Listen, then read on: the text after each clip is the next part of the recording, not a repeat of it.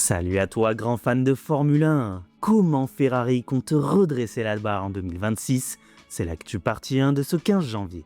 Active le boost avec un like, passe au stand pour t'abonner et si tu veux faire un petit plein d'essence à l'écurie, clique sur le bouton rejoindre ou sur le bouton super thanks. Merci à toi d'avoir pris un tour d'avance sur l'algorithme.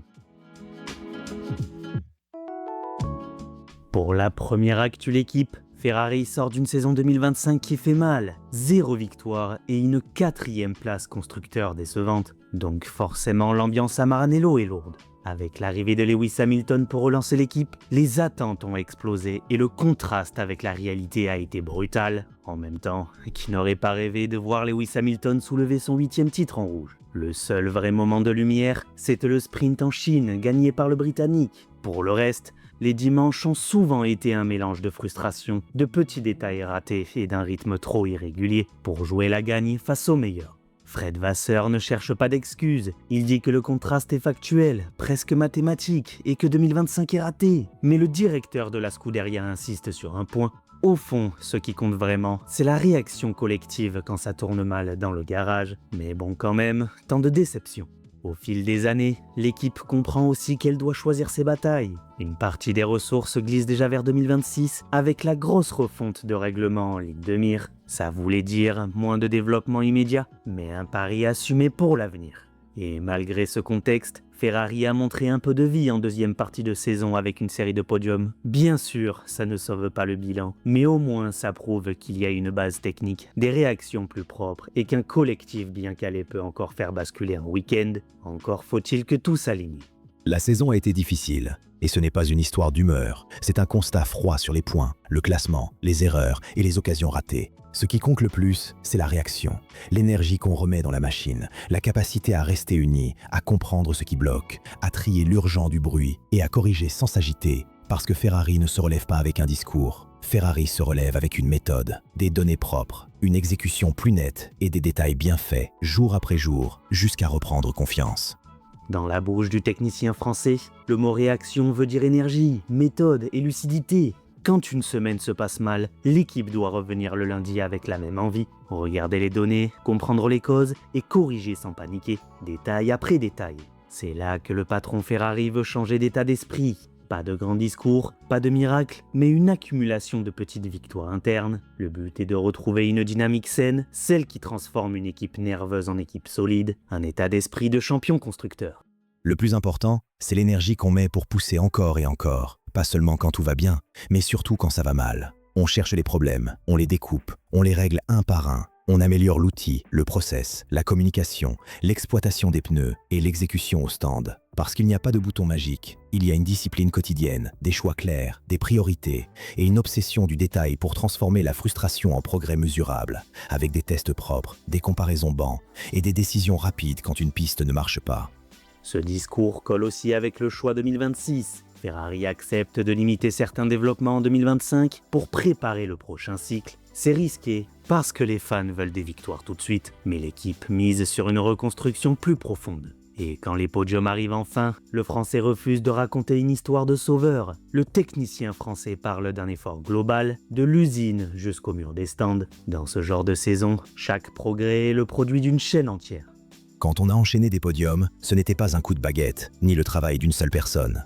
C'est le travail de tout le monde, les 2 pilotes, les ingénieurs, le stand et l'usine. Parce que derrière une évolution qui marche, il y a des décisions, des validations, des nuits, des pièces produites, des erreurs corrigées et 1500 personnes à Maranello qui poussent dans la même direction.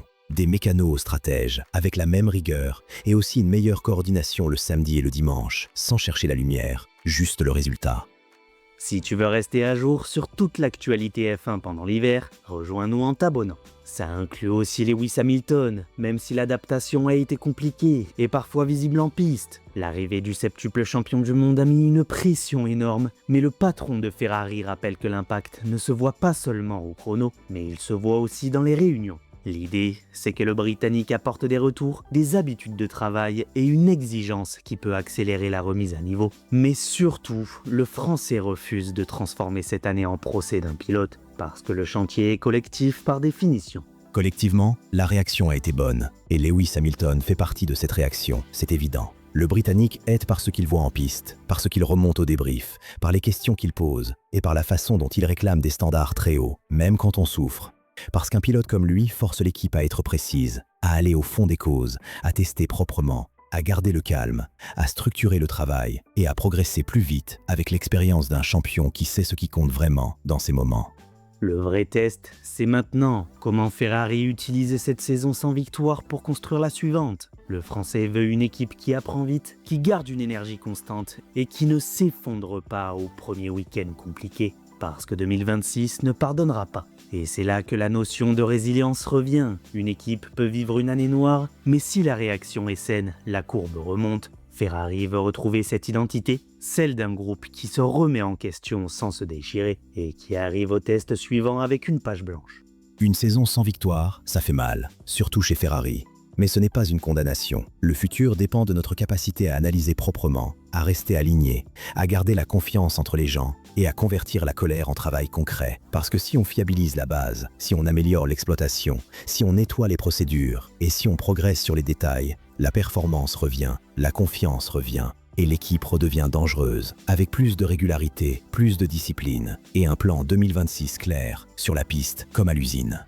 La pression reste énorme, parce que Ferrari n'est jamais jugé comme une équipe normale. À Maranello, une 4e place ressemble à un échec total, et chaque course rappelle l'histoire de l'équipe. Mais la reconstruction passe par un cap clair et des choix très assumés. La dernière question, c'est l'image de 2026. Si le pari fonctionne, Ferrari peut repartir sur une base neuve et revenir dans la bagarre. Si le pari rate, la douleur continue. Et c'est pour ça que le patron de Ferrari insiste sur un seul mot, réaction.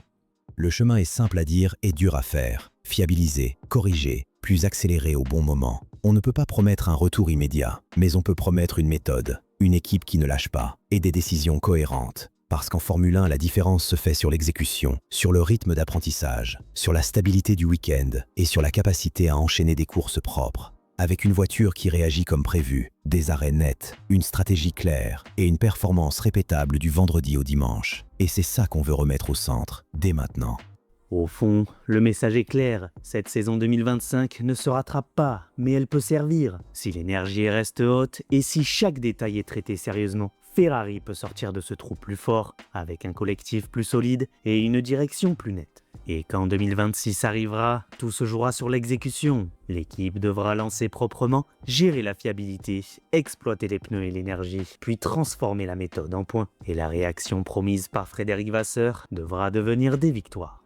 Pour la question du jour les amis, et penses-tu que Fred Vasseur a raison quand il dit que Ferrari peut se relancer surtout grâce à la réaction du groupe? Ou est-ce que, sans une SF26 vraiment au niveau dès les 3 ou 4 premières courses, tout ce discours sur la méthode ne servira à rien? J'attends vos réponses en commentaire. Abonne-toi pour ne rien rater de toute l'actu F1 pendant l'hiver. Ensuite, like, booste la vidéo. Et si tu veux faire un petit plein d'essence à l'écurie, clique sur le bouton rejoindre ou sur le bouton super thanks. Merci à toi d'avoir pris un tour d'avance sur l'algorithme. Et si tu veux enchaîner tout de suite, Oscar Piastri a-t-il laissé sa meilleure chance d'être champion du monde? C'est juste ici.